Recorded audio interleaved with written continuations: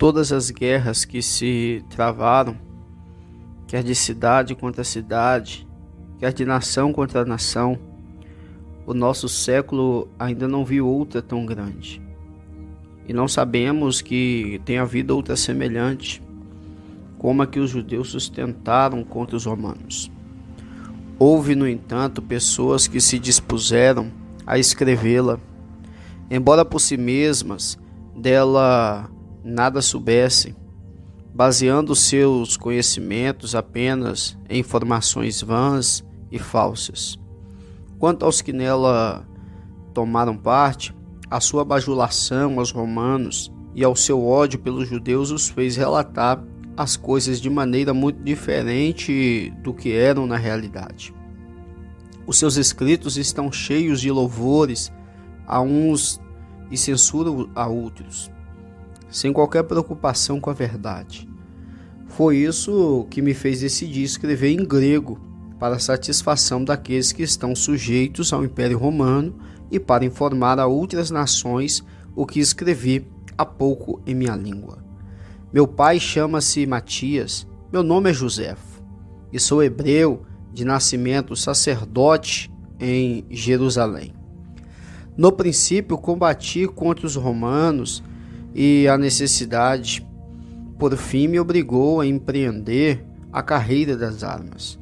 Quando essa grande guerra começou, o Império Romano era agitado por questões internas.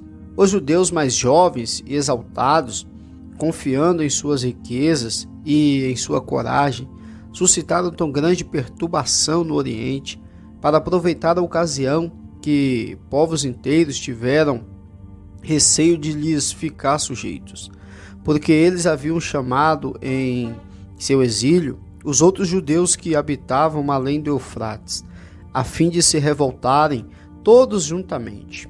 Foi depois da morte de Nero que se viu mudar a face do império. A Gália, vizinha da Itália, sublevou-se. A Alemanha não estava tranquila e muitos aspiravam ao soberano poder. Os exércitos desejavam a revolução, na esperança de, com isso, serem beneficiados monetariamente. Como todas as coisas eram por demais importantes, a tristeza que senti ao ver que se desvirtuava a verdade fez-me tomar o cuidado de informar exatamente partos aos babilônios, aos mais afastados entre os árabes, aos judeus que habitam além do Eufrates e aos atenienses acerca da causa desta guerra, bem como de tudo o que se passou e de que modo ela chegou ao fim. E não posso ainda agora tolerar que os gregos e os romanos, que não estavam presentes, a ignorem, sejam ignorados pela bajulação desses historiadores que se lhes narram fábulas. Confesso não poder compreender a imprudência deles, quando, para fazer passar os romanos pelos primeiros de todos os homens, rebaixam os judeus. Será uma grande glória superar inimigos pouco temíveis? Ignoram eles as forças poderosas empregadas pelos romanos nesta guerra, durante o tempo em que ela durou e as dificuldades que suportam? Não consideram eles que diminuir o mérito extraordinário de seus generais, minimizar a resistência que o valor dos judeus os fez experimentar na execução de tão difícil empreendimento? Evitarei, bem, imitá-los, revelando além da verdade os feitos dos de minha nação, tal como eles relatam os dos romanos. Farei justiça a uns e a outros, expondo os fatos sinceramente. Nada afirmarei que não possa provar e não procurarei outro alívio à minha dor, senão deplorando a ruína de minha pátria.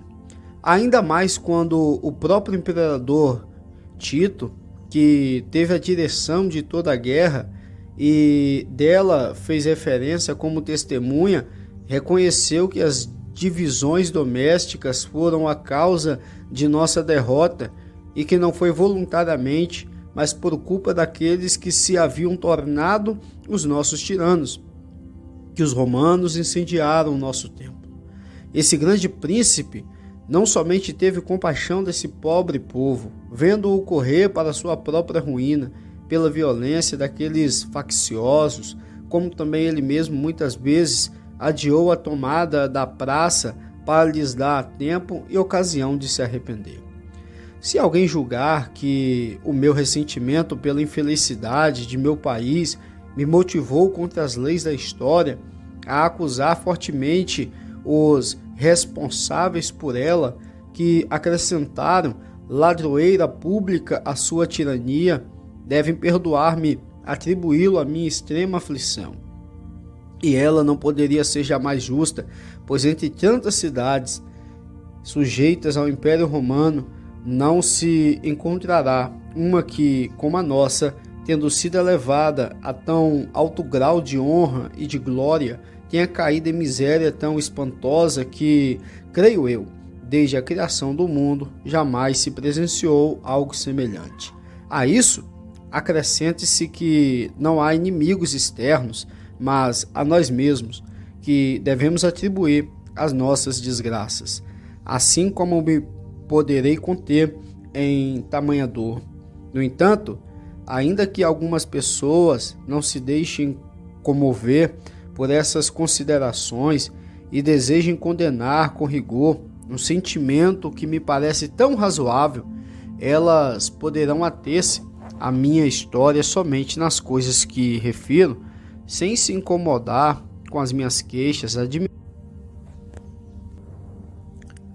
Confesso que muitas vezes censurei, com razão, parece-me os mais eloquentes gregos, porque, embora as coisas acontecidas no seu tempo sobrepujem em muito a dos séculos que os precederam, eles contentam-se em julgá-las, sem nada escrever, e em censura os que as escrevem, sem considerar que, se esses lhe são inferiores em capacidade, tem sobre eles a vantagem de haver servido o bem público com o seu trabalho. Esses mesmos censores dos outros escrevem o que se passou entre os sírios e os medos como tendo sido mal narrados pelos antigos escritores, embora estes não lhes sejam menos inferiores na maneira de bem escrever que no intento que tiveram ao fazê-lo, pois só referiram e quiseram referir as coisas de que tinham conhecimento e teriam tido vergonha de falsear a verdade. Assim, não poderíamos deixar de louvá-los após terem dado à posteridade o conhecimento do que se passou no seu tempo, que ainda não havia aparecido em público. Eles devem ter tido como os mais hábeis, pois, em vez de trabalhar sobre as obras de outros, trocando somente a ordem, escrevem coisas novas e compõem um corpo de história que somente a eles se devem. Por mim, posso dizer que, sendo estrangeiro, não houve despesa que eu não fizesse, nem cuidado que não tomasse para informar os gregos e os romanos de tudo o que se refere à nossa nação.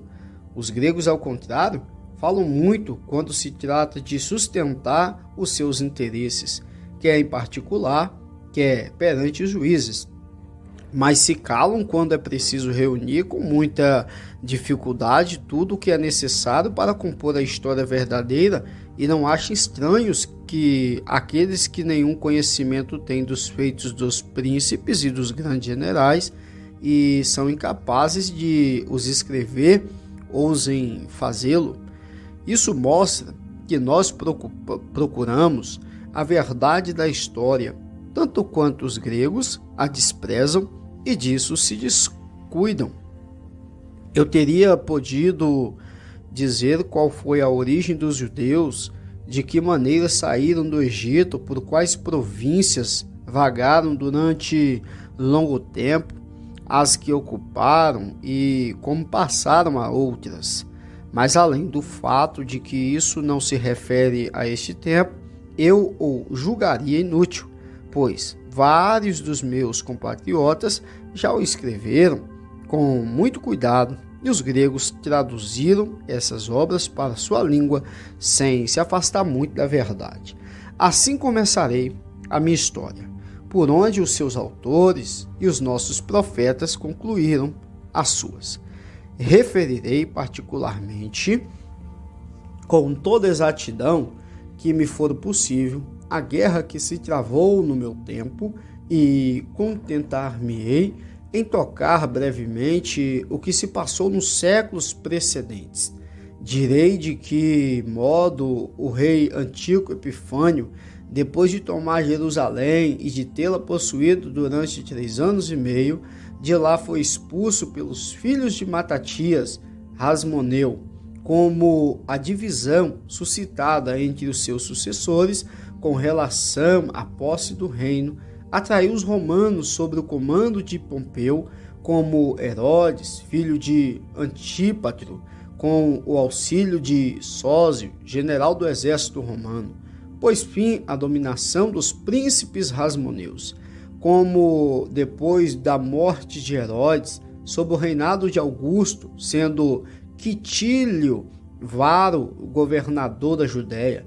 O povo se revoltou, como no 12º ano do reinado de Nero começou a guerra, que se deu sob Sestio, que comandava as tropas romanas. Quais foram os primeiros feitos dos judeus e as praças que eles fortificaram, como as perdas sofridas em várias ocasiões por Sestio, fizeram Nero temer pelo êxito de suas armas, entregando-as a Vespasiano.